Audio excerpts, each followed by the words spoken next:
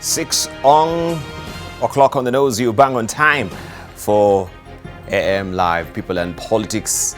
Of course, it has been a very intense past week. We get to see the good, the bad, and the ugly on the political landscape. We already have our panelists in studio with us. Dr. Musalia Mudavadi, who is a Member of Parliament from Tongaren, also the Secretary General of Ford Kenya. Also, we have Aaron Cheriot as well, who is a senator from Kericho. A lot has been happening. I don't know what is your take as far as the sugar report is concerned.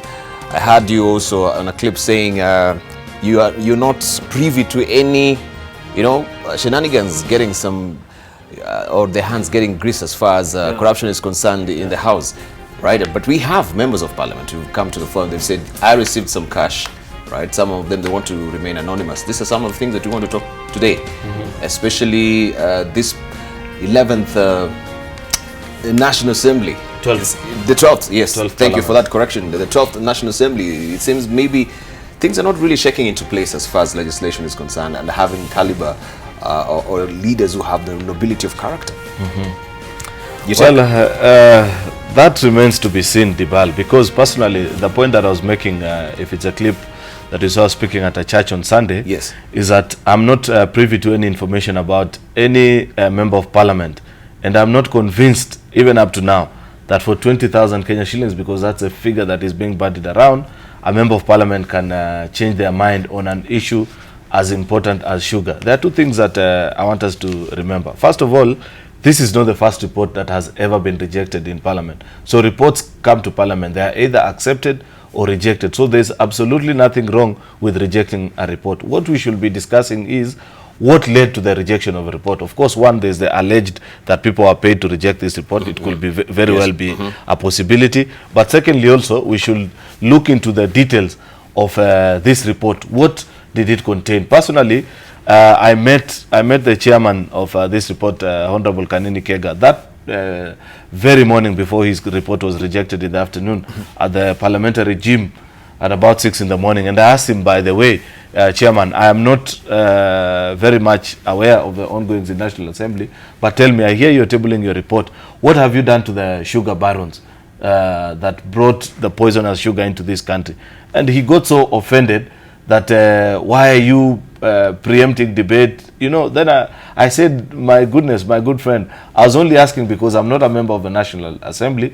It will be important. The biggest question that Kenyans wanted answered when we formed this particular committee is who brought poisonous sugar into this country.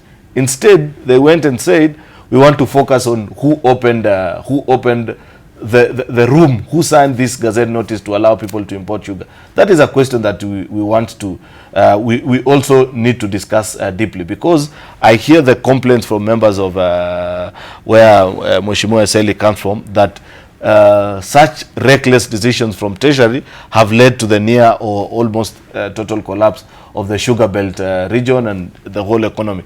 That is a debate we are willing to have as a country. Whether as a people, are we really developing our local sector? I see the same mistake being done in sugar that was done in coffee. It is happening in tea. All right. That is a whole debate altogether. But the question is, what did this particular report do to the sugar barons that brought poisonous sugar in this country? If they had not mentioned them, then it was worth being rejected. All right, worth being rejected, but of course, that is an issue. But it is not really the main issue. The main issue is about the bribery, right? Because maybe it led also maybe to the rejection of this particular report. It doesn't really matter as it is right now to them if the report had very concrete recommendations as far as, shaping up or trying to reform the sugar industry in this country is concerned. Dr. Musalia, let's hear from Dr. Musalia. Nothing. I have read it. All right, we will interrogate the report. Dibal, first, I would like to pass my condolences to the driver of Honorable Dr. Kibunguchi, yes, who unfortunately took the bullet that was meant for his boss, and to urge the people of Likuyani to stay calm as the investigative agencies look into it. And this also alerts Kenyans that many MPs actually have a security problem, and so Kenyans should not be too concerned when they see MPs with very many bodyguards. It all depends on the security situation of that particular member.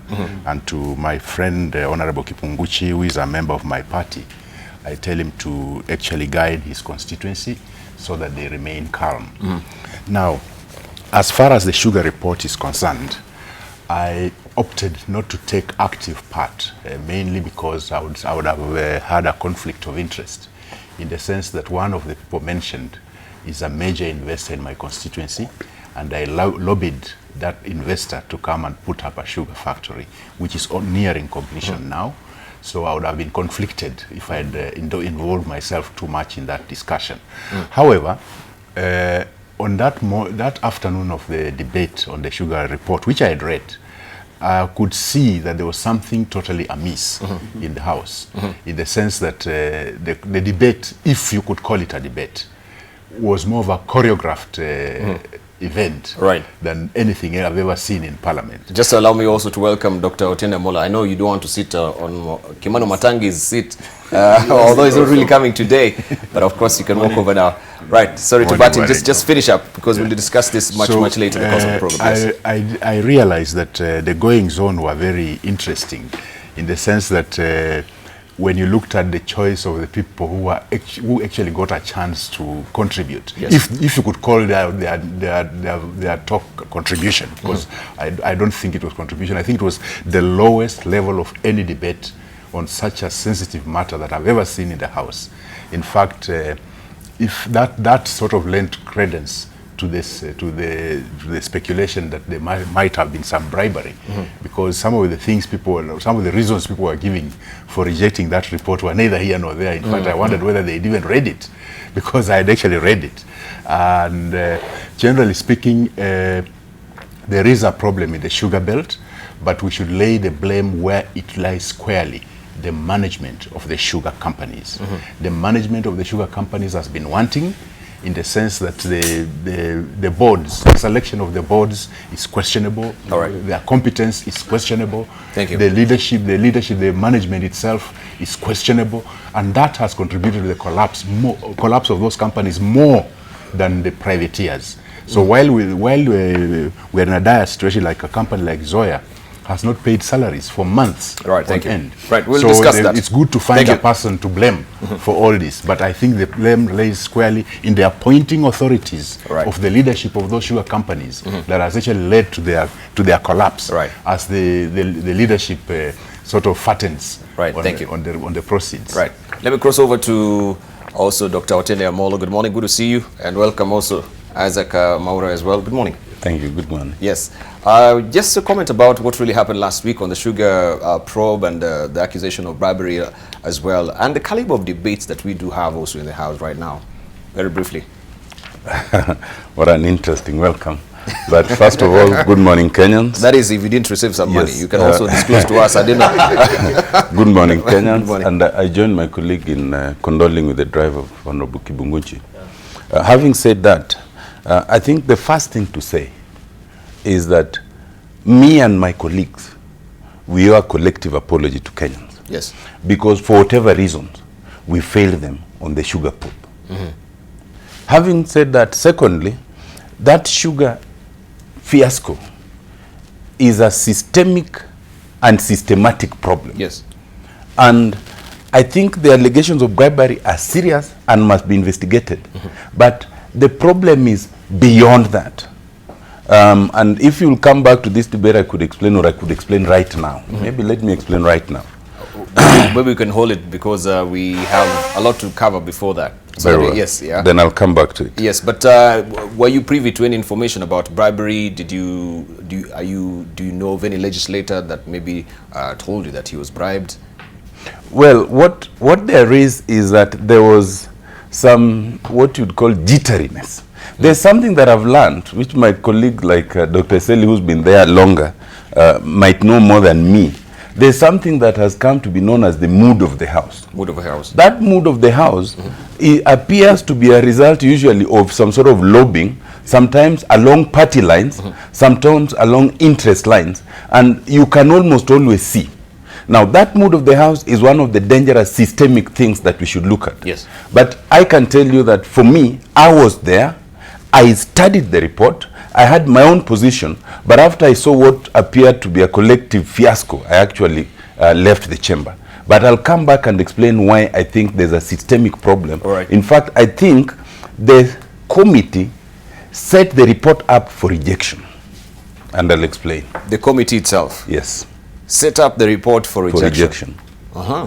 Yes. Interesting. So why was he really blowing a gasket when you really wanted to ask him, or you asked him about the report, and he said you are trying to preempt what you're going to discuss in the because House? that's exactly what Dr. Otiende is saying, that there was some jitteriness and sort of uncomfort. You know, let me tell you, even some members are justified in rejecting the report even without reading. Do you know why? You've sent a committee of 36 people to go and investigate an extremely serious matter as the sugar crisis. 38. Then, by the time they are tabling the report, the committee has been split into 2 or 3 even already. There was a group led by his co-chair. He's actually co-chair, none other than the co-chair of the committee. Because this was a joint committee between, I think, the Committee on Trade and the one on, is it Agriculture? I believe so. By the time they were coming to table the report, the chairman on Agriculture rejected it in total and said, that is not what we agreed. Now, that sends already shiver bells to the rest of the members who are saying, we may not have had the time to listen to the witnesses that these people listen to. But if by the very act that the people who sat in that room cannot agree on what is a genuine report, because the allegation that was being made, even the chairman, I saw him yesterday pontifying and taking the moral highway, saying he wants leaders of minority and majority to be investigated. He should know that the investigation should start with him. Yes. Because if there are already allegations from members of your committee that the report that you're tabling is not what you agreed on, that's an extremely serious crime that should not be looked away. And therefore, we need to perhaps have that discussion from that point. Thank you. Were there more than one report? Well, there are more than one reports. All right, let's hear from Isaac Bono. Good morning, good to see you. Good morning. Yes. I think this is a monumental shame for our country. Monumental shame. Monumental shame in the National Assembly. And I think increasingly Senate is becoming more the house to look up to. Because how do you tell Kenyans that you can be bribed with 10,000 shillings? Even if it is free money, honestly, Kenyans. Even if it is because of the demands for funerals and harambes. How much can you do with 10,000 shillings? And then you divert, the will of the people. You subject, fellow Kenyans to diseases such as cancer and what have you. I mean, really, we've just seen, a lot of charade around this issue. And I think Didmas Baraza may be right, because when I saw Fatuma Gedi yesterday on TV, you could tell she was speaking from both ends of her mouth. On one hand, she was saying that she didn't bribe anybody, but then that the moment the report was now tabled, it was, a property of the whole house. And so therefore then lobbying would happen. If you remember, Debal, what we have seen is that there was a three-pronged approach. First to the leadership, second to the committee, and third to the whole plenary. So it was very well calculated. In fact, some of the people who are mentioned as having been distributed money have some, unofficial names like Sonko. Because then they are known to be carrying money bags. The truth of the matter, it's a shame. It's a big shame. There's nothing to say about it. In fact, when I was coming, I heard on radio that there is a civil society organization that is planning to do a demonstration against Parliament. And I think I would encourage them. Because we cannot have a situation where people are elected to serve Kenyans, and then they decide that this is a way they will use to for rent seeking. I mean, really, we have to have a question. The president has come out very strongly. We can see the efforts of the DPP and the DCI in the fight against corruption. Parliament cannot be the weak link in the fight against corruption. And I think Eden Duale and John Badi also have something to answer. These two individuals. Because you can see the inconsistency. The first time the report came, they are the ones who are accusing the committee. The second time, they seem to be agreeing with the shooting down of what has changed since the first time that report was presented in the National Assembly and the second time. And they go ahead to say that it's because it was shot. No, the truth of the matter is we look at the texts, and members have come out very clearly. I think the member for Laikipia has come out very clearly that the issue is about the wording, so that you are able to save some individuals. The cartels, have a lot of money. The bar, we must agree. They have a lot of influence. But what I want to say is the acceptance, the admittance of members of parliament to be cheapened the bar. And do you remember I made a confession the other day here about somebody who tried to bribe me and I returned the money to him. Yes. We have to have Kenyans of integrity, because our future is predicated on individual integrity that becomes the sum total of our own integrity as parliament. Right, Yeah. right. So what do you reckon this morning? Of course, you can hit us on Twitter. AM Live NTV is a Twitter handle. AM Live NTV is our profile and name on Facebook. 20686 also is our SMS portal. Let's get to discussing about this sugar probe, and of course, the main matter is all about bribery in the house. All right, so remembering there Bishop Muge, who died this day, that is the 14th of August 1990. We want now to drill deeper into a discussion this morning, and of course the biggest story has been about the sugar report and how also some MPs alleged to have been grist and received some bribery. And Wajir Women Rep Fatuma Gedi has denied claims that she bribed her colleagues with 10,000 shillings to influence a no vote that threw the contraband sugar report out. She, however, admits she was involved in serious lobbying for the report not to pass in Parliament. Gedi, who was mentioned by Kimilili MP Didmas Baraza as one of the key people dishing out money to MPs, now says she will seek recourse before the Powers and Privileges Committee. She also wants an apology from Didmas Baraza. Let's just listen in. For me as an elected leader, I have a responsibility to oppose, as I said, and also to support. But in this report, yes, I did mobilize the members, and that is my responsibility. And I have no apologies to make to do that, because we saw the two co-chairs contradict themselves in this report. We saw the members themselves contradicting themselves in the same report, that it took times, weeks. We saw that. We saw the chair and a member in a national television discussing a report before tabling the House.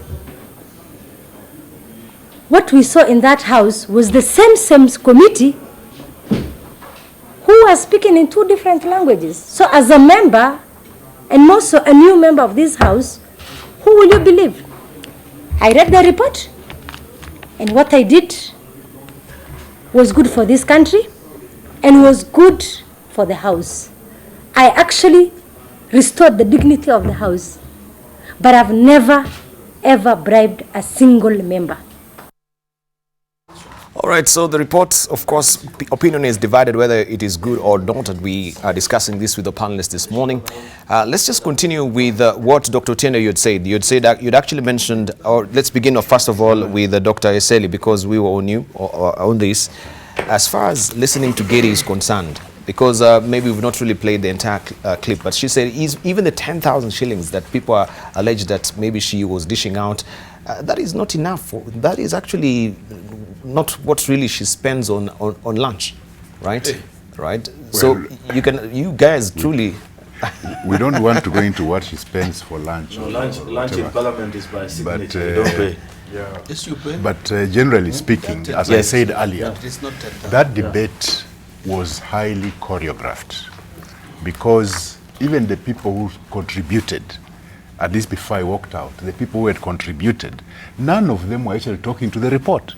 They were saying things that I'd read that report. Most of those people who were contributing were not actually talking about the report. They were saying their own things. And somehow, they were the ones that were getting a chance to speak. So I might digress a bit and say, we need to relook at how people get a chance to speak in Parliament. Because this electronic system that we are using, I think is allowing too much leeway to the speaker to decide who will speak and who will not, without Kenyans knowing who had wanted to speak. You know, previously we all used to rise on our feet. Then the speaker would pick whoever is going to speak, and sometimes it would force him to pick whoever stood first. But this very opaque method, I think, can lead to that kind of choreographed debate that we experienced on Thursday. As for the issues of bribery, it's the lowest point of Parliament. I've been in Parliament since the 10th Parliament, and this is the lowest point that Parliament has ever gotten. So if indeed there has to be an investigation, then let it be done expeditiously so that we can actually start working on redeeming the respect that Parliament should hold. Because when you talk of the august house, and yet what transpires is not good. And when you listen to the prayer before any session, that for the just governance of the people, and then you look at what happened on Thursday, it's a shame. It's a shame. And indeed, if anybody was involved in that bribery incident, they should perhaps re-examine their mission in Parliament vis-a-vis the Kenyan people. Okay. What is their mission? Are they there to represent the Kenyan people, or are they there to represent a few tycoons in the country? Okay. Let's hear from Dr. Otena Molo. You said that you'll give us a comprehensive detail about this report. Let me start from where Dr. Eseli has left. I think that it's not just a question of the Speaker and the Privileges Committee investigating.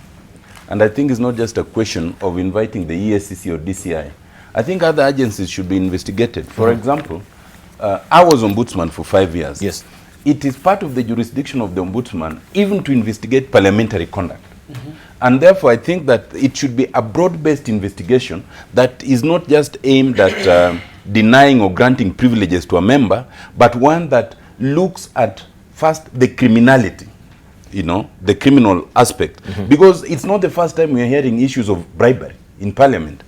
We need to get to the bottom of that. Secondly, it is one that must look at the systemic and systematic matters that makes that possible when people talk of lobbying and all that kind of thing. And then thirdly, that looks at even the conduct in terms of Parliament.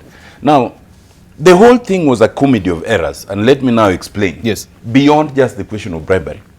I said that this committee set up that report to fail. This is why. First of all, you have a committee which, at the stage of investigation, is seen hobnobbing with witnesses. Okay? In fact, it invited the ruling by the Speaker, now in terms of how committees should conduct themselves. But as they do that, it now strangely turns out, and for me, I didn't know that until I read the report and just the day on the morning of the debate, that they still did not invite some fundamental witnesses, like one of the ministers, apparently. Yes.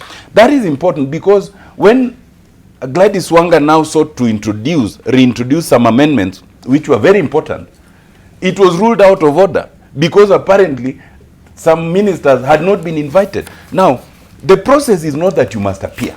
The process is that you must be given the opportunity to appear. Yes.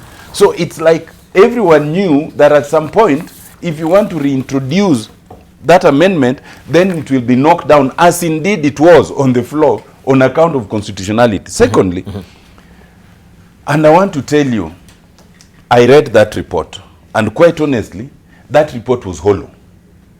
An investigation report that recommends an investigation does nothing. That's what it did. The report recommended that now the ESCC and DCI should investigate the ministers, without naming them, the ministers for the time being in charge of, those dockets. Yes.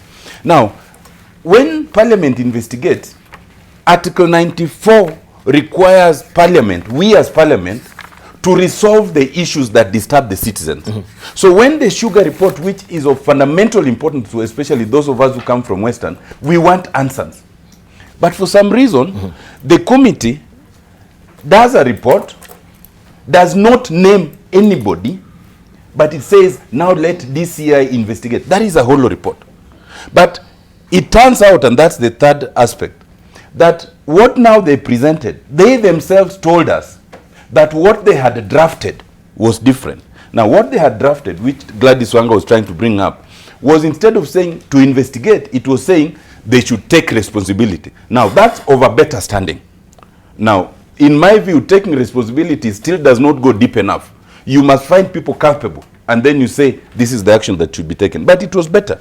Then now, they themselves come back and say that they don't know who changed that.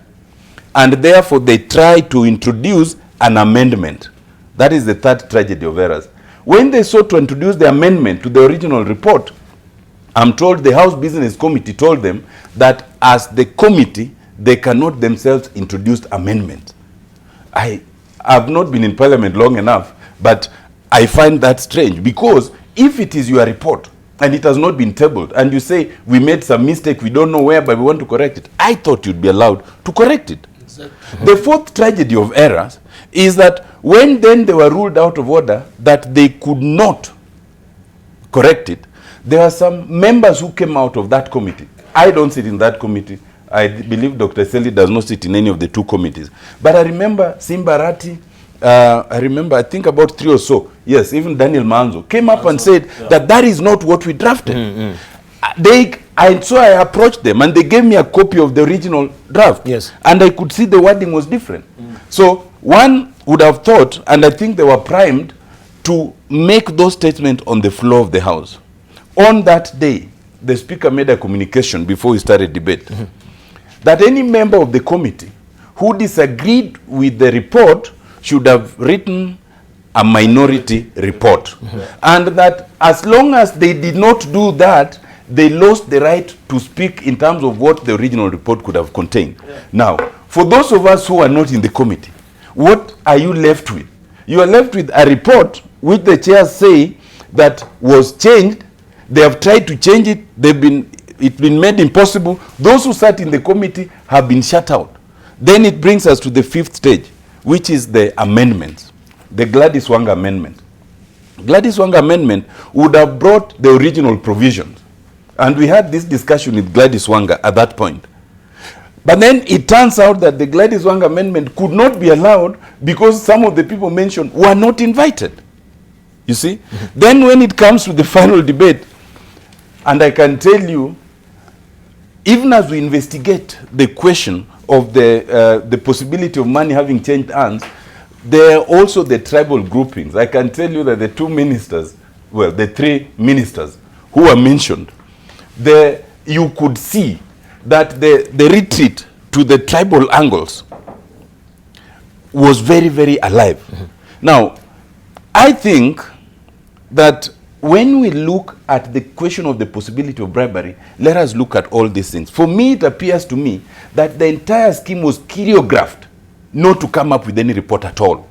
Because I personally went through the report and I was very unhappy. And I remember I was sitting with Gladys Wanga and my friend James Otieno Koyo. And I had initially wanted to point out why I thought the report was not sufficient. But then after discussing with Gladys Wanga, I realized that although even with the amendments, it was still not going to go far enough, it was a little better. But once it was clear that even the amendments could not sail through, you are now between a rock and a hard stone. If you support, you are doomed. If you do not support, you are doomed. And so it became a theater of the absurd. And so some of us chose not to involve. It just walked out and went to the constituency. So this was actually a deliberate. It was all sewn up for failure from the beginning. They knew what they were doing. Come up with a shoddy report that will be rejected because of what he has actually mentioned. Some loopholes that are very glaring from the report. Let's say from you, Isaac Maura. Then we'll come to you, Senator. Okay. Aaron Cheriot. I think it's true, and I think we are getting more details from Dr. Otiende because he was involved in it, and I can see Jaco has got a whole report here, very well marked. I think you'll also tell us. Jaco, is that the comprehensive report or the executive? This is the executive whole report whole with report. the next chairs. Okay, all right, thanks. Yeah, so, but then it's quite telling to see the exchanges between Kanini Kega and John Buddy and Eden Duale. Because clearly you can see, Kanini Kega is quite miffed about the whole issue. And let's start from the beginning. You can't have a 38-member committee investigating such a matter like sugar. I think it would have been prudent if the National Assembly had a select committee rather than the two joint committees, because first you have the power play in terms of which chair takes credit, and it's clear the divisions are around that same issue, the chair of trade and the chair for agriculture. So I think we need to look at this, and in future I would want to really say that when we are actually having these serious investigations, it's not the first time. You remember the health committee debate when Dr. Monda was chair. I think it's the 10th parliament. If I don't forget, Dr. Seli can remind us. The issue is you need to look at members of integrity, because by the end of the day, as long as members can be compromised, then you have a challenge. And I think also, now that we have this whole issue of the handshake, you see, the traditional way of expecting leadership to be provided by maybe one side of the political divide is not obtaining. What we are saying is individual members, and you can even tell, if I was to go by what Dr. Otiende has told us here, the issue of Gladys Wanga having recommendations that were not admissible could be a technicality that was introduced to frustrate the process, simply because somebody was, and I think I agree here. You know, when I was in the National Assembly, I noted that there was a cartel around the speaker. The people, and Jacoya was one of them, let me say that. About 20 individuals. Jacoya in the cartel? Yeah, no, yes, who would only speak, he can respond. He's my elder brother. Who are the only ones who are speaking? You could come at 2 o'clock, log in, by 6 you are not speaking. But somebody walks in, talks, gets out, comes in, talks again. And then, you know, it was very annoying, really. You are wondering whether these are the only people who are gifted in terms of brains and speech, you know. So members are frustrated. I'm part of a group of the young parliamentarians, KYPA, and this is a discussion that has come up. So it is very easy to have a choreographed way of dealing with issues. It looks very representative, but it was predetermined because people supply lists to the speaker way in advance so that they can determine the outcome of a debate. Right. Let's hear from Aaron Cheriot. Then we'll have Jacoby. I thought Jacoya will want to bat at the earliest opportunity now that he has been mentioned. But, you know, unfortunately, I've never suffered that kind of frustration. I hear it a lot with my colleagues from National Assembly. You know, in the Senate, you're only 67. So even on a single afternoon, you can speak to our matter even more than once if you want to. And it's a real challenge that sometimes you want to. In fact, recently, you remember, there was an audio that went around of a senator who ran into trouble with members of National Assembly for claiming that a meeting of 350 people is no longer a proper meeting. It is actually a rally. So therefore, I do not share in those sentiments. You know, I don't want to get into trouble with my colleagues. You know, they are my constituents either way in my other world. That's why I'm guarded in some of the comments that I make. However, Parliament, just like Caesar's wife, Pompeo, was her name. You know, Caesar divorced his wife Pompeo because he said, my wife ought not to even be suspected. Kenyans should not at any point have a shred of doubt on the kind of work that is being done by parliamentarians, because parliamentarians ought to be representative of the people. And therefore, it is extremely baffling, it is disturbing, and it is shocking to say the least when such allegations of this magnitude come to place. And I want to agree with many of my colleagues here who have said today that even before we discuss the contents of the report, whether to support or not to support, we must for once and for all, I think, take on this trouble that has bedeviled Parliament in the last few days, where we are told for every committee report that is being done, the forces outside Parliament that continue to influence our members. I do sympathize, for example, with members. When this committee was set up, one of the things that I knew they would run into trouble with are the external forces outside of Parliament that will really try to influence the kind of report that is being done. I speak like this out of experience because I currently chair a committee that is looking into the challenges that are facing the tea sector. And I know the kind of intrigues, the kind of messages that you get when you're handling such matters. And therefore, one of the things that Chairman Kanini Kega and his co-chair, I think he's called Mheshimiwa Aden, should have done is first to ensure that they build enough consensus amongst themselves as members so that when they eventually table the report, they will have that burden to carry it together as a committee and convince their colleagues. Like Otiende has rightly observed, what do you do? And even I saw people criticize what Mheshimiwa Fatuma Gedi was saying.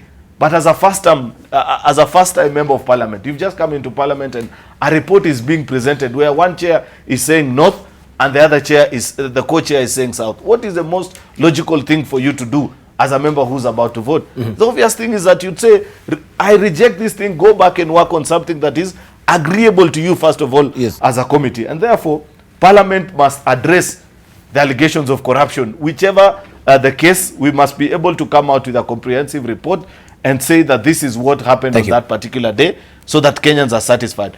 As for the contents of the report, so long as, to me, the sugar barons, the people who brought the poisonous sugar into this country, were being treated with kids' glove, as is being done in this report that Jakoyo is carrying, to me that report was not substantial. So long as this report was also not addressing the systemic challenges that are facing the sugar sector, where they limit, for example, factories to contract farming, where you are told that the farmers that you're supposed to pick cane from are X, Y, Z, and not until you have satisfied the country that these farmers are not able to supply sufficient sugar, and therefore you are allowed to import, then to me that was a hollow report, as Dr. Otiende Omolo puts it. All right. Dr. Eseli? You know, there are issues there that needed to be clarified. One was the sugar actually poisonous. Exactly. That was not clearly dealt with. In fact, you find Kenya Bureau of Standards has a report, the laboratory has a different report from what the government chemist comes up with. And then you look at what where the government chemist is getting their sugar from, Moi Air Base, which is a restricted area, by the way, and some place in Bungoma. That's where the government chemist is getting their results from. And then remember, the government chemist was transferred from the Ministry of Health to the Ministry of Interior during this probe. That raises a lot of eyebrows. So you already see some element of cover-up, either to exonerate some people and blame others, and so on. So, and all that is in that report. So there are some things here that are not very clear. And I think this issue was so big that perhaps it should be left to the agencies that can do proper investigation. Because if laboratories are giving conflicting results, then we should get another laboratory to confirm or to confirm those results. So I think the issue here is that Kenyans have been left hanging. They don't know whether the sugar is poisonous or not. I think that's the one big failure that committee did, because what they should have ensured is that they get proper laboratory results. Because to me, over and above the illegality of the importation and the quantities imported, the critical thing is that sugar fit for human consumption? Because that, to me, was the most crucial thing that the committee should have come up with that. And if they got conflicting reports from the government laboratories, they should have looked for an independent laboratory to actually give them proper results of what this sugar is. Because to me, that's the critical thing that was not answered. Right. Thank you. Welcome back. You're watching People and Politics here on AM Live, and I'm holding court this morning with Dr. Otiende Omolo, who is a member of parliament from Rarieda. Also, we do have with us in studio Dr. Eseli Simi, who is a member of parliament from Tongaren, and also the Secretary General of Ford Kenya. We have with us as well Aaron Cheriot, Senator from Kericho, also nominated Senator Isaac Mwaura, and Jakoyo Midio, who is a former member of parliament from Gem.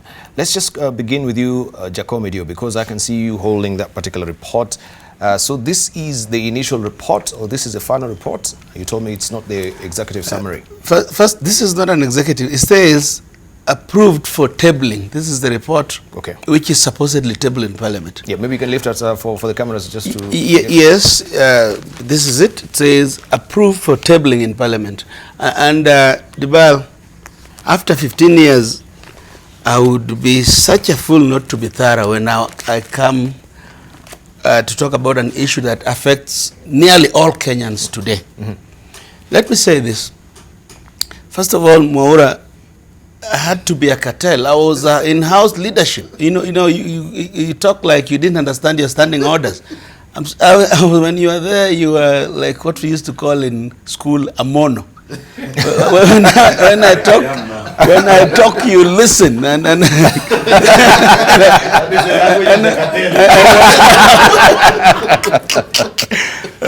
So, but Otiende also said, Dr. Otiende also said that you don't have to be elected to be a leader. So that's why I took my time to look for the report. I read it throughout, for a better part of the night. I knew I was coming here, and I only got the report at 10 p.m. So I wanted to come here when I am equipped, so that I just don't talk the MPs were bribed, what happened. Dibal, I've been in Parliament for 15 years. This is one of the perfect parliamentary reports. And Parliament, without reading it, without caring to read the report, decided that the report did not belong. And even that, without exchange of money, is corruption. When you impede your own parliamentary processes without debate, even that is the part of ethics, lack of ethics, part of the ethics of anti-corruption. So MPs who were involved should really be writing statements. I mean, if this country is now involved in this charade of dealing with impunity, what we have been treated to in the last 1 week by Parliament, I don't think there can ever be any impunity. Let me just correct my good friend Dr. Otiende. When you say they are not named, this report 5.5 names Outrage and says that the investigative authorities need to figure out under what circumstances he issued a gazette notice. They're even specific. Gazette notice number 4536, number 149, under what circumstances would a minister, and we spoke about it here, say that anybody can import sugar. It even goes further to say the government must ban the importation of raw sugar for processing. It has several good recommendations. And the report cannot conclude, knowing that there's a multi-agency task force which is also working. They can't know whether there was mercury or not, but Parliament should have noted that there is an irregularity. By throwing out the report, there is no notation, there is nothing on the table. And when you see that lady Gedi talk, I hope she's watching. Madam, I don't believe you. She talks a criminal language. Yeah. And I want to plead with the DCI and corruption to begin with her. But let me disclose to you, because I come from the sugar belt. And it hurts me when I see people who don't grow sugar talk about issues of sugar with such disregard. Because I went to court when the same crooks tried to privatize the sugar factories. I still believe the issues I took to court to be true. And if anybody tries to privatize them, shall mobilize our people to refuse. Because I know what it means to the people from the sugar belt. Go there and assess the poverty. You cannot convince me, and I agree with members, that a sugar miller, namely Rai, who is licensed to work with farmers to improve their lives, imports sugar to refine. I don't see the logic of it. I do not understand how sugar coming to our country can come through Somali. Where is it from? I do not understand why businesses in Italy should be importing sugar away from the sugar factories. What is somebody trying to do to our people? And yet, there is accusation that sugar is laced with chemicals. If proven or not, the responsibility is on the government. You must put Kenyans in their comfort zone as to the issue of consumption of sugar. But I want to say this. The responsibility lies with the President of Kenya. He has taken the lead in this war against corruption, and he must come, especially and tell Kenyans. I saw the President say yesterday morning that if you see your MP mess around with CDF report, we shall charge them in court. This act of impunity, and before I forget, there is a ship which is trying to dock in the port of Mombasa, called MV Iron Lady. Iron Lady. A MV Iron Lady full of sugar. And it is part of this controversy. Even as the report was Even being as launched. we try to deal with this bloat with chemicals which shall last us 3 years, the same crooks are trying to bring in a ship called MV Iron Lady full of illicit sugar. I can tell you, and my colleague Honorable Maura, that my investigations, and you know I've done this for many years. If the gadgets we are complaining that the speaker or don't allow you to speak always work, how come the new building in Parliament where the money was being dished out, the CCTV cameras were off? You know. But Gary, she's challenged, of course, guys to actually, retrieve that particular footage from the CCTV. Because she knows it was off. She knows it was off. She knows it was off. Let me tell you. You know the ban. It has never worked. It has never worked. That there has been money exchanging hands in Parliament. Let him finish. Yes. That there has been money exchanging hands in Parliament. It's no secret. We have seen it. We have exposed it. We have done all. All I am saying here that it is a good time to realize that without us arraigning a few MPs in court based on what they say on this sugar report, based on what they say, and you can quote all the constitutional provision, but it does not matter. Our people are dying. Sometimes you must go the extra mile. There are 2 reports which the DCI can use to arrest MPs. The one that was used to clear Swazuri in the other parliament, and most of those MPs are on the streets. If they are in the caliber of Midiwo, investigate them based on the findings, how they thought it was right to clear Swazuri then. Thank you. And now they have been proven that Swazuri is a criminal. Thank you. Yeah. Let's say from Dr. Eseli, this report that Jacob Midio has, what you're actually saying that they were glaring, of course, they were glaring articles from that particular report that it really didn't hold water, and it was actually sewn up for failure. I think for me, if there's an investigation going to go about this sugar thing, we should start at this point. When was the government chemist moved from the Ministry of Health to the Ministry of Interior, and why?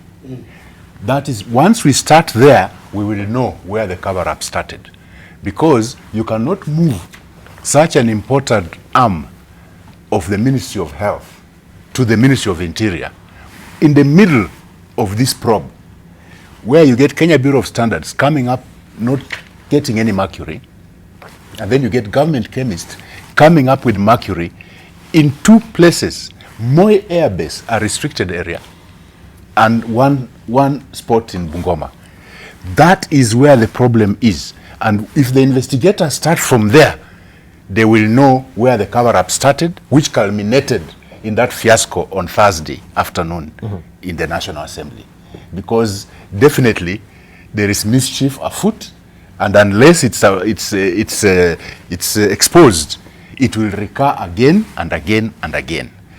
Then the other thing is, on the sugar industry in the western part of Kenya, we have to look at the management of those factories.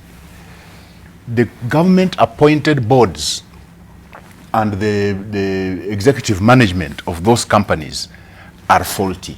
They are not up to the task, because take a company like Zoya Sugar. It has got the largest nucleus estate.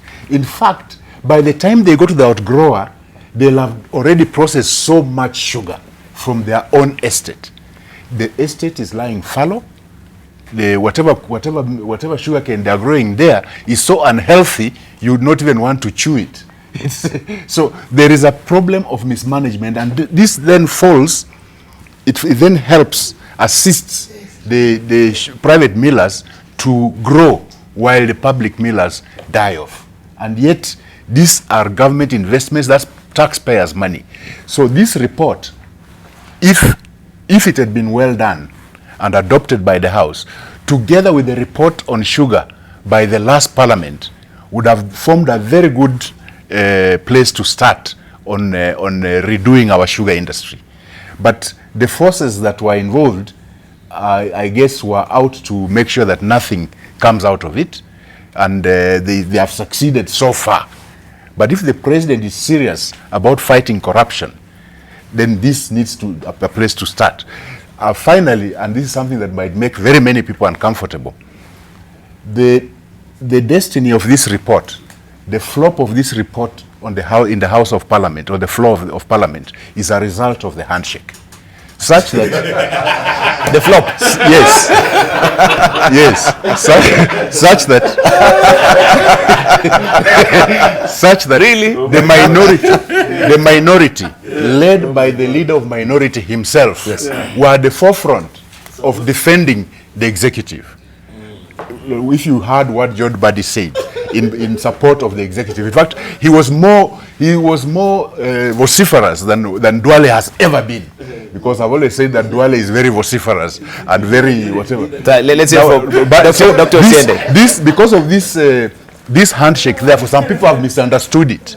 Some people have misunderstood it to mean that, therefore, we have given up our oversight role. Thank you. And that is what has resulted in the collapse of this report. Right. If the minority had been like it was in the last Parliament, I can assure you, there would have been a real debate, and you'd have seen the outcome. And even right from the report writing, okay, in the two committees, the members of the minority, thank you, would have been at the forefront to Dr. make sure that we get a good report. Thank you.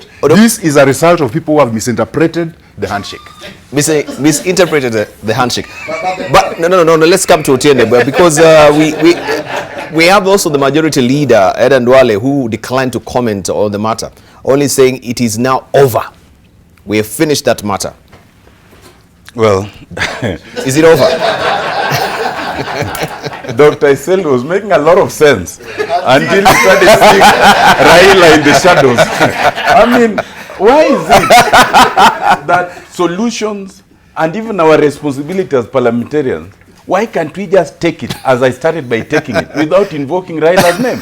Because, I mean, Dr. Iseli, as I started, I gave an apology to Kenyans on our collective behalf without apportioning blame. Why now bring Raila into it? Because then the obvious issue would be, so if we thought it was Raila and Uhuru's handshake, you who has now declared that you are the official opposition, what did you do? What did you do? You know, you should be telling us what is it you did. Secondly, in fact, this is not a demonstration of doublespeak. I thought you have done very well in pointing out why that report was bad. Then you conclude by saying that had there been no handshake, it would have been adopted. Then what are you saying? Because then you are contradicting yourself. No, we are talking about the adoption. We have already apportioned blame in terms of the committee. It would have been a but let's come back to the issues. I think we will do Kenyans a lot of good to discuss this sugar problem and the fiasco of the report without invoking the handshake, because then we mire the waters. And in fact, that's a way of transferring responsibility. I think we should take that responsibility. We failed Kenyans as the National Assembly and as parliamentarians. It's not Raila, it's not Uhuru. Let me start by agreeing with what Jakoyo said in terms of the problems of the sugar sector, in terms of the systemic nature of the problem in Parliament. I will not go as far as naming the people he is naming. You know, he's mentioned some sheep, he's mentioned some report, because although we are in the same panel, sometimes I act as his lawyer. So if I say those very things, then I can't defend him. Yes, so I must remain to represent Jakoyo if they come for him. But let me explain only two things. One, my understanding, and this is where I run into problems, because sometimes when you take a position, then you heard what Jakoyo was telling Senator Mwaura. You are told, you know, you're a first-time MP. You do not understand these things. I have always known, as ombudsman for 5 years, I did over 50 reports. And the defining moment of any report first is that you must identify the problem. What is the problem? Here we know what the problem is. Secondly, then there's the evidence part. You narrate the evidence you collected. This committee sat, I think, for 26 sittings. You expect them to narrate it very clearly. Then thirdly is the findings. But lastly is the remedy. I think that's where we depart company with Jakoyo. Because my understanding is, if you look at Article 95, Sub-Article 2, it very clearly requires of us as parliamentarians to identify and resolve the issues of concern to the citizens. Okay? The National Assembly deliberates on and resolves issues of concern to the people. That's Article 95(2). 95(2). For me, the keyword is resolution. And therefore, the keyword for me is that once we've identified the problem, and we have, then we collect the evidence as the committees did. And then you give what is the resolution, what is the finding, what is the remedy. Yes. My departing point with this was that rather than give the remedy, the report was recommending an investigation. Then what was the committee doing? In the first place. Yes. A report, an investigation report that recommends an investigation is not a report, in my view. But when I say that, Jakoyo says, I am a mono, this is the best report.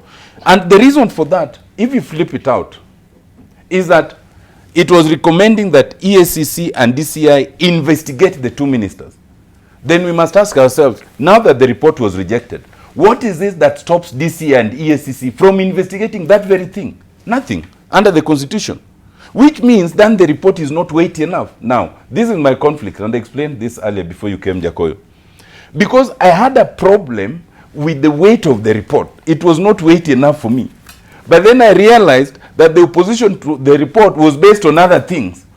So I was damned if I support, I was damned if I don't. So I chose to walk away from the fiasco. Because it was a fiasco. I don't think the report goes. I think that this was the opportunity, Jakoyo, for the two teams through Parliament to come up with issues that would help us in protecting the sugar sector. To come up with an opportunity to get the culprits. But instead, part of what played out, and I don't think that has been said here, were also internal wars between the cabinet secretaries. Yes. It was clear that there's the cabinet secretary, Dr. Matiang'i on one side, and I think the government chemist you're saying, and then there are those who are with the cabinet secretary, Adan and Rotich on the other side. And so, in between, the truth is lost.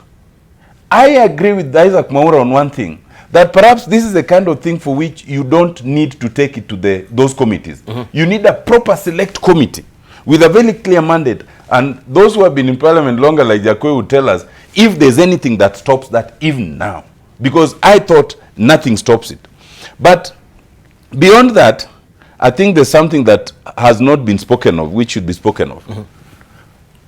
At the heart of this sugar discussion were revelations, contradictory revelations by cabinet secretaries. At the end of the day, those contradictions still remain. Assume for a fact that Parliament failed in its entirety, and we've already apologized. What stops the president from taking his executive responsibility in respect of the cabinet secretaries? Nothing. And I think that is something else to put on the table as well. Yeah. Okay, let's just also, have we really crossed the Rubicon? Because as you say, they are recommending an investigation, right? And we've seen also the Speaker of the House saying that the investigative agencies also should take up the tab right now. But can we also interrogate? We had 38 members actually in this particular committee. The amount of money that has been spent so far with all the sittings, coming up with the first report, of course now that report was rejected again, coming up with the second report, and of course it has been rejected again. Can we look at the cost implication as well? If we have given you this mandate as Wananchi to carry out the investigation for us, yet we have issues of corruption surrounding it, then where are we headed, Aaron? Extremely troubling, Dibal, I must say. But there's just one thing that I want to first of all clarify, Dibal. Yes. There are two debates before us this morning. One is a debate on bribery, which I think we all agree and have said that is unfortunate, and we need to get to the root bottom of the matter. And if anyone is found culpable, that as a member of parliament, you took a bribe to go against your oath of office, then you belong to jail and not to parliament. that settles that debate. Then we move on to the second issue. If you read the setup notes, the initial founding notes that I have seen even your cameraman relay to members of the public today, one of the key mandates, the core mandates of that committee, was to investigate the issue of contraband sugar that was found within our borders. And that is a point where we are saying we saw cabinet secretaries speak a different language, yet they speak for the same government. And therefore, the number one question that this report ought to have answered to us, unfortunately it failed to do, is was there poisonous sugars within the boundaries of Kenya? And if yes, who brought them and what shall be done to them? Because it is illegal. Then we move on to the secondary issues of debating now. Why did, for example, Cabinet Secretary Henry Rotich open up this space for anyone to import sugar of whatever amount?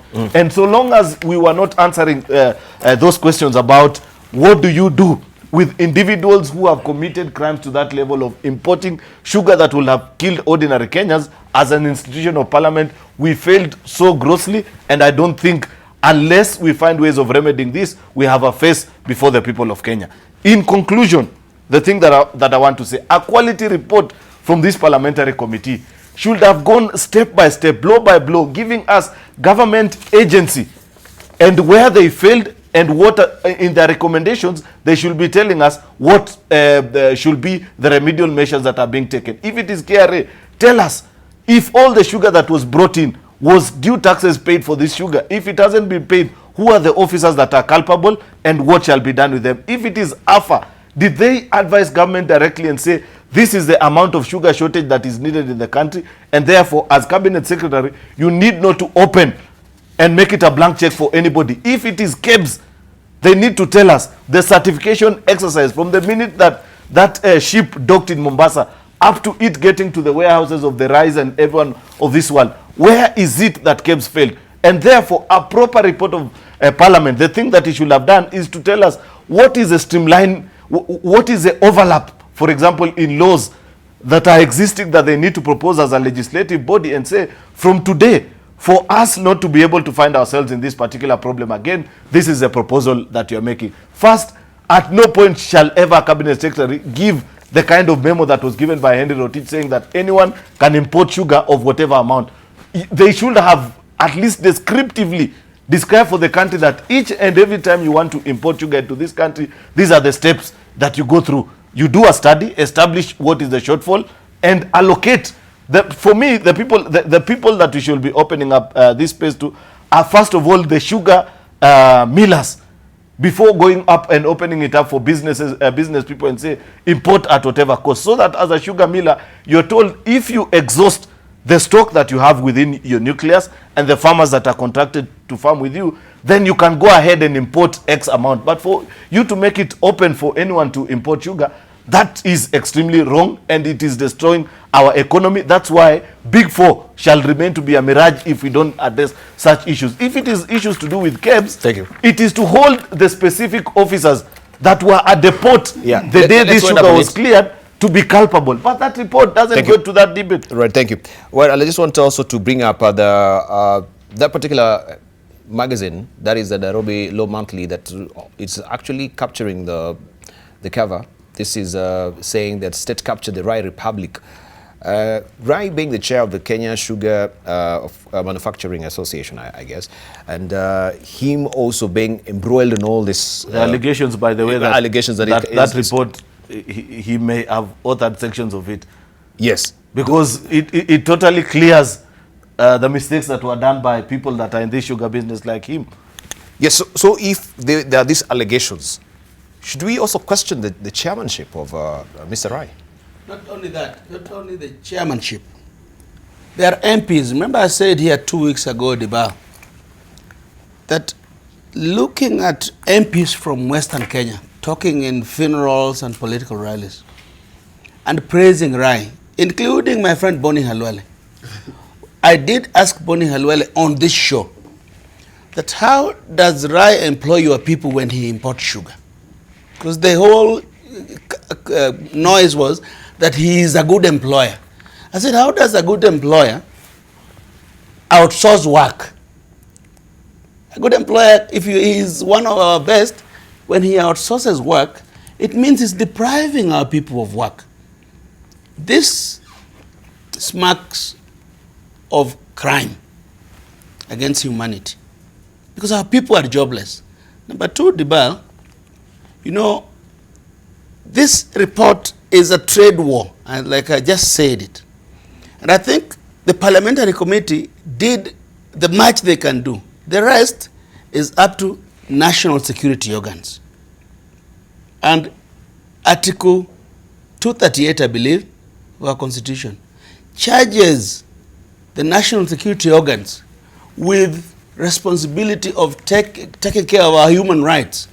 When somebody says you can't get employment because Rai and some Somalis have brought sugar, you are depriving us of our human rights. When you are telling Kenyans to consume sugar with chemicals, you are killing us. You are actually taking our lives. What needs to happen now? Parliament, we must understand, only has powers of summons of the court. Parliament cannot convict. And I know of several times when Parliament has tried it, the courts have ruled otherwise. So it is good to not to just come and not talk about the actual, the real issues. I want to say that when you say, have we crossed the Rubicon? I think that we are just about to. It is time to do right. It is time to arrest people, public servants, including MPs, like we are arresting Kideros, Wazuri, and all these people. It's time to arrest them so that they can know it is not business as usual. When a member of parliament opens his mouth, especially when he is majority or minority leader, without reading a report, and they are paid to do it, a majority leader or a minority leader in their office, there is proper resource. There is somebody who reads a report when it is tabled and tells you, Mheshimiwa, here is a point of interest. Then you can't get there if you don't have brains. You then, in your own brains, chew it, and then you put it in your own language. It makes sense. It makes us look neater, clinical. So, what am I saying? We are about to get there. Right. But for Parliament cannot investigate Parliament. What we need to do today is to encourage the President. Number two, the culpable ministers, because they are culpable, need to go, or please at least move them. That particular gazette notice by Outrage is criminal. When you open importation of sugar on the people of Western Kenya in a way that is unlimited, you are killing our people. Right. And to me, I think we can do this. But lastly, let me come back to what Honorable Tiende said, Daktari. A member of parliament, if a report is not weight enough for you, you amend it. You make it weight. That is your job. That is why I pay taxes, to pay you. Number two, Honorable Heseli, and lastly, read in The Nation. You see, the handshaker, who is Raila, has faulted parliament. All he has not told us, which I think would be good, say Raila faults parliament. Nation, page 6. So it's not, he is the handshaker. So all he needs to do, what we need to hear, because his people, because his minority leader is defeating, is helping in this bad process, he needs to call a PG and kick him out. No, yeah. You know, that's not what Eseli was speaking. How do you know what Eseli was speaking to? Let's hear from Isaac. He's been fairly quiet. Yes, I think, well, I had stopped taking sugar. But more so because one of the samples came from Ruiru, where I come from, and which meant that it had copper.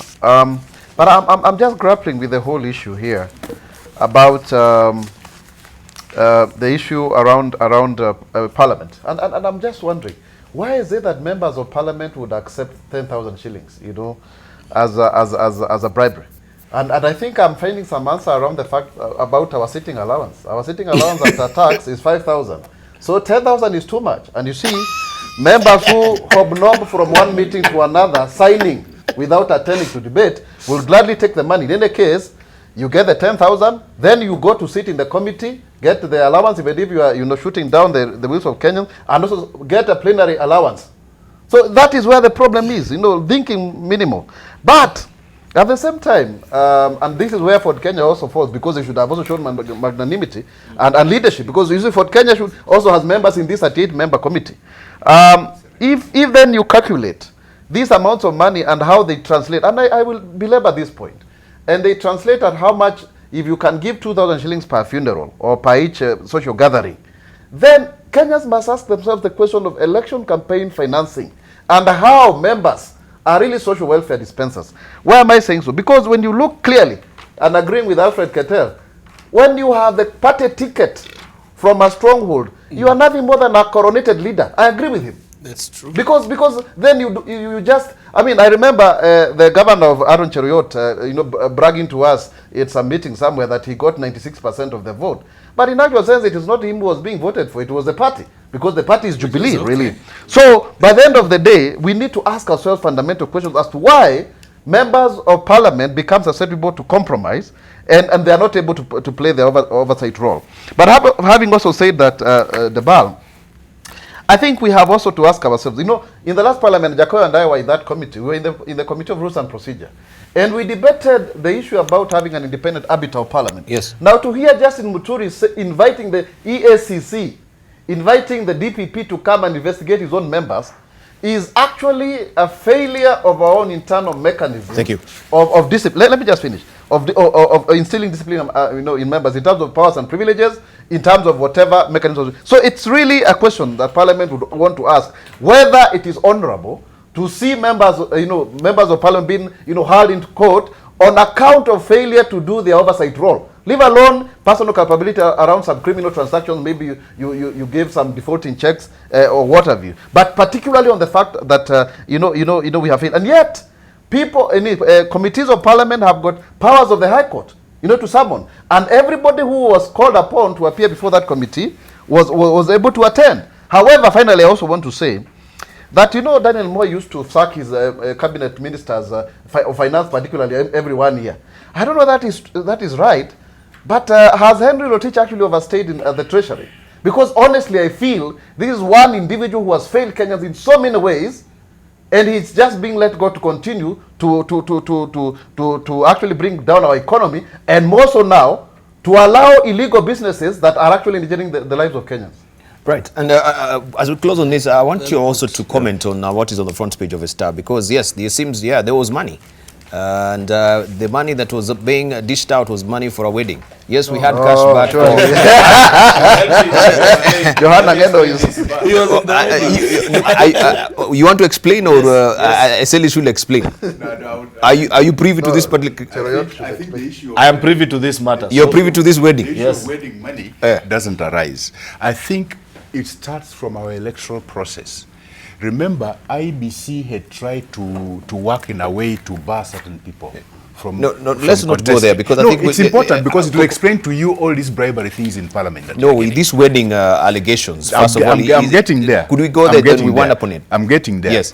So what happens is, if you take the general public, just go out of Nation Center, collect all the public there, and try and find out how many of them have a criminal record. You'll find at the least less than 1%. Come to Parliament and put them all together. Find out how many of them have a criminal record. Over 30%. And this is a failure of our electoral system as to who is allowed to run for elective office to represent the public. Unless we solve that thing, this bribery in Parliament will continue because of those criminal elements. Right. Now, what happens now, they are using Johanna Ngeno's wedding as an excuse for whatever transpired. I don't think Johanna Ngeno had wanted a communal fundraising to go and fund his wedding. I think that's demeaning Honorable Johanna Ngeno and his fiancé, I think that is trying to make them look like they were begging for money in Parliament to finance their wedding, which is not true at all. And I think we should give Joanna Ngeno respect and not use his wedding as an excuse. Then the other thing that whenever I mention it, it looks like my friend Amol jumps. The handshake manenos.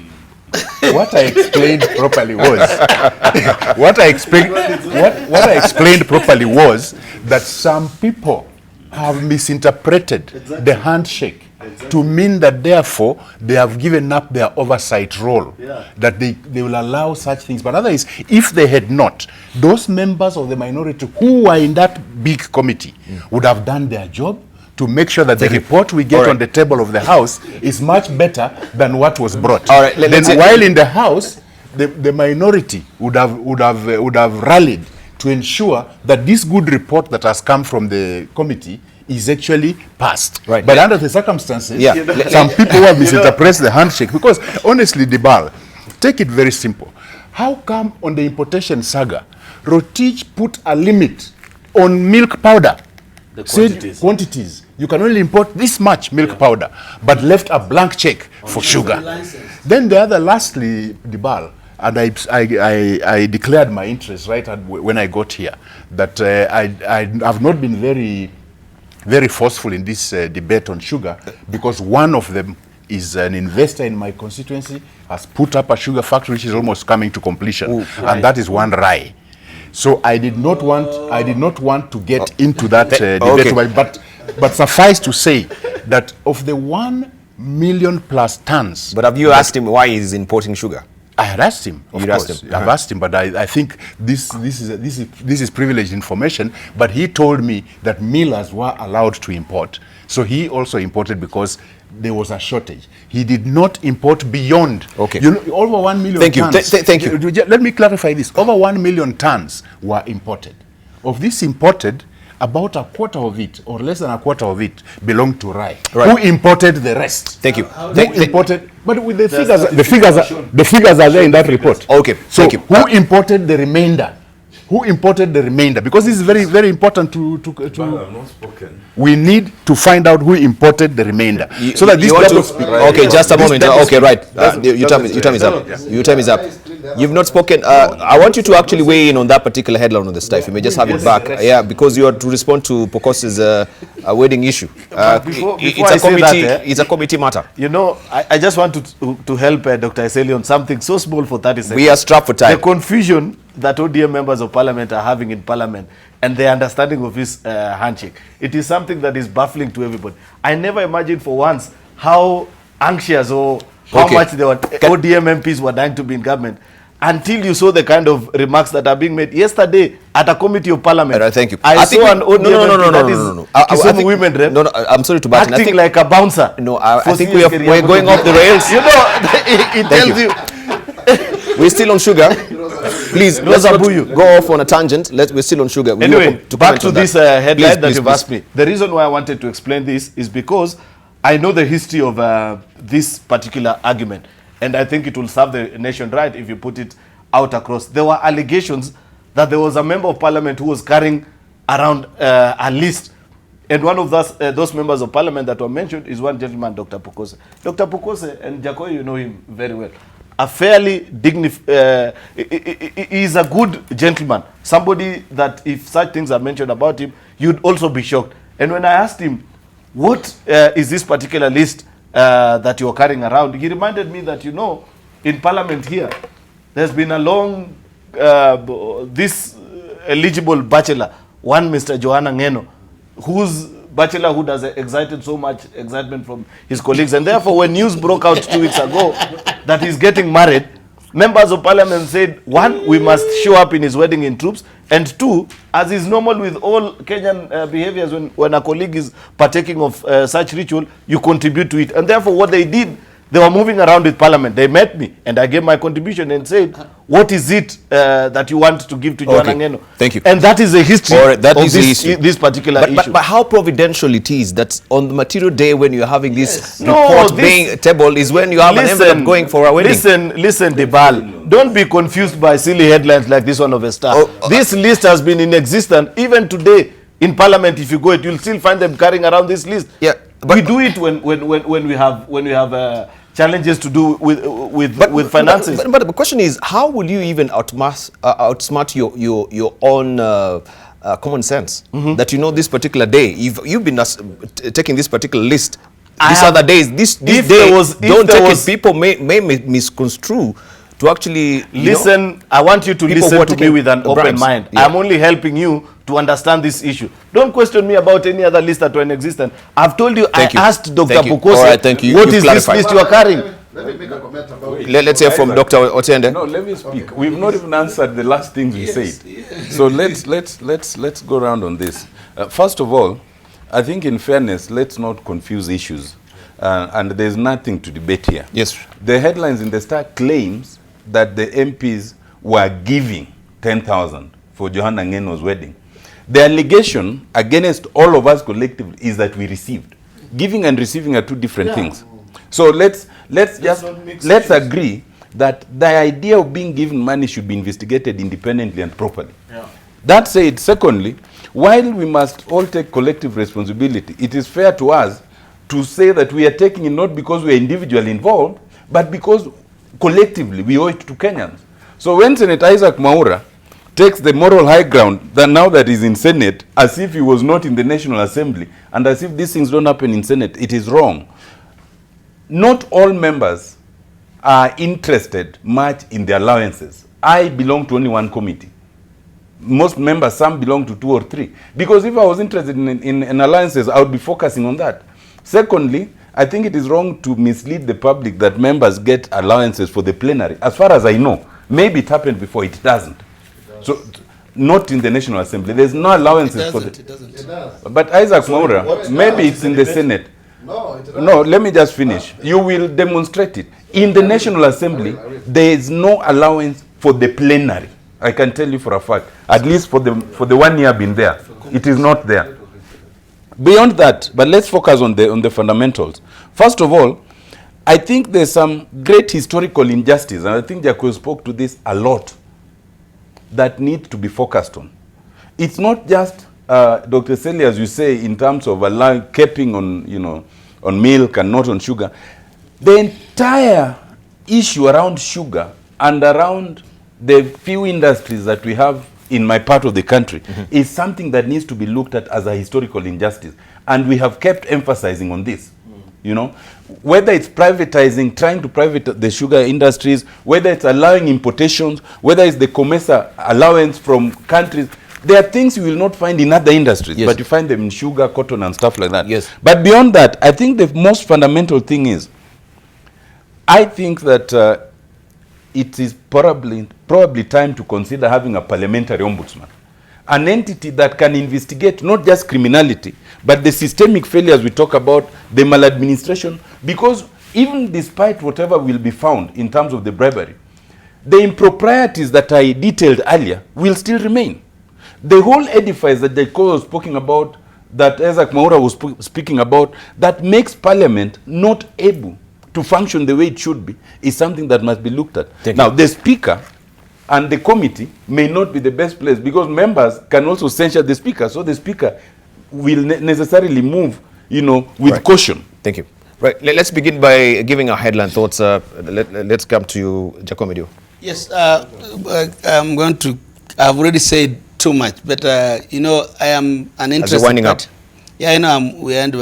Let me tell the DCI that it has never happened before. We have never had a handshake. We have never had a DCI who is so, and DPP who are so, who want to do their work. There are CID officers within Parliament who don't work for Parliament. I think it is a time the DCI summoned them to say what they saw. They are independent. They are CID officers. Even members of Parliament don't know them. Yes. Let us begin to sort out the mess. Let me say to you, Dibal, that a person elected through a corrupt process can never not be corrupt. Okay. And that is the mess Kenya finds itself in. Lastly, let me say that I am a very happy Kenyan that the system finally caught up with Ministry of Land officials who fleeced Kenyans in this SGR thing, including Swazuri, who intended to take me to court last week. I am a very happy Kenyan. Right, and of course you are served with that notice. I am Prophet Midio.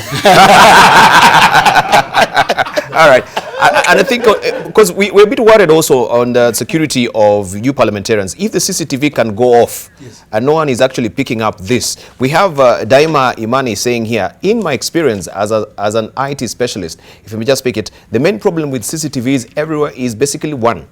The people who are supposed to log, maintain the CCTV footage and make sure all cameras are working are not held accountable. Punish them for any loss or failure with jail. Right? And that is a question. How secure are you? If anything perhaps just happened within the presence of Parliament and we don't have that particular footage, then what next? That these systems are not working. Yes. CID. Isaac Mora, I think parting shots. First and foremost is to respond to Otiende and say that part of the reason why he's in only one committee, I suffered the same fate, is because he's too bright and too a man of integrity, because people grab those committees to earn more allowances. And it is actually true, we earn money from plenary because the order of the SRC circular was suspended. So that is actually on record. So it applies to both the National Assembly and the Senate. As number two, the issue around the ombudsman in Parliament, it's actually something we canvassed a lot in the last Parliament. But members rejected. They say this person may be used to settle political scores and all of manner of shenanigans. But you can see now we are exposing ourselves to being investigated by people we vet and approve of to serve in independent bodies like the Ombudsman, CAJ, and the other bodies. So I think Parliament must reckon now. We have to really, call ourselves to order. Thank you. So that then we can do so. But finally, I want to say this, Debal, that really it is important to take a high moral ground on these matters. And I would want to invite members of the public to trust the Senate. The Senate is more cogent, has fewer members, people of integrity, and we can deliver for you. Right, let's hear from Aaron Cheriot. I would have wished to join Mwaura in those sentiments, but I risk alienating myself. With how briefly. Just briefly, Dibal, I think also, now that we've discussed about the trouble with our country, the people who are not living up to integrity, I think it is also time that we question ourselves as Kenyans. What is it that we do with those Kenyans who stand out and speak for the truth and say that come whatever it may, let it be known that I'm a man or a woman of integrity. If this country remembers me or it doesn't, I have done the right thing. What do we do to procurement officers who are being sacked and sent to the far shores of this country because they have refused to sing to the tune of the CEO and move attended in a particular way? Just go down our history. You played for us earlier the clip of Bishop Alexander Kipsang Muge. I remember a few years ago fundraising for his widow. She couldn't even raise funds for medication, yet the husband had spoken the truth for so many years. Think about the case of a gentleman like that gentleman called Munyankei, who raised the issue of not Goldenberg, Anglo-Leasing. He died in a poor hospital in Kajiado, couldn't even raise the 150 shillings. So what is it as Kenyans? Thank you. What do we do to people who stand up to corruption? Dr. Iseli. I think the need for a referendum comes out very clearly here. You see, when National Assembly fails to actually execute what they have been elected to do, like in the case of this sugar scandal, then it means that perhaps we need an upper house to check on the functions of the lower house. And that's where we did a constitutional amendment, because the drafters of the constitution, who I'm sure Otiende was part of them, I'm sure this was not their wish. Thank you. What turned out was different. Thank you. So I think what we need is to check on the misdeeds of Parliament. Right, we need an upper house. Thank you very much. And we need a referendum to get the Dr. Otiende, briefly. Mine is simple. I've always said over the weeks here that impunity must fall in all its forms. And a lot of the things we are pontificating about here is impunity. Corruption is merely a small aspect of it. Thank you.